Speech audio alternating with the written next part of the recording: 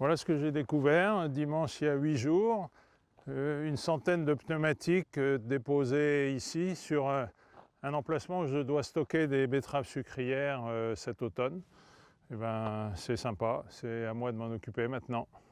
Ce n'est pas le genre de culture que Jean-François pensait voir pousser en ce mois d'août. Maintenant qu'ils sont sur son terrain, au bord de la Nationale 2, ces pneus de voiture sont de sa responsabilité. Comme lui, au moins 4 autres agriculteurs du pays lannois seraient touchés.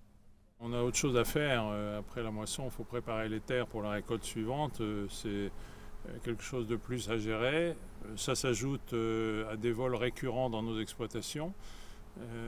Et donc on en a un petit peu marre. La gendarmerie a enregistré 2 plaintes, dont celle de Jean-François, et une main courante pour ce dernier dépôt en date, repéré lundi 18 août. La multitude des faits va permettre des recoupements, et leur ampleur oriente plutôt vers des garagistes véreux ou de faux collecteurs. Professionnels, déclarés ou non. Donc on a des pistes, je ne rentrerai pas dans le détail des pistes, mais sachez que la brigade de recherche de Laon travaille actuellement sous l'autorité du parquet sur ce phénomène-là. En France, le recyclage est financé en amont.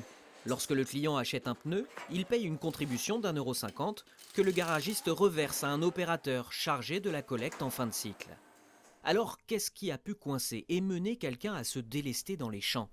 Aucune piste n'est écartée, mais la colère se répand chez les agriculteurs. Ils viennent faire ça la nuit, de toute façon on les voit pas, et puis c'est quelqu'un qui connaît un peu le secteur, parce que pour foutre ça sur des petites routes comme ça, c'est la première fois qu'on voit autant de pneus dans le coin, c'est un calvaire, il y en a vraiment partout. La gendarmerie invite les victimes à déposer plainte et la population à surveiller les camions suspects.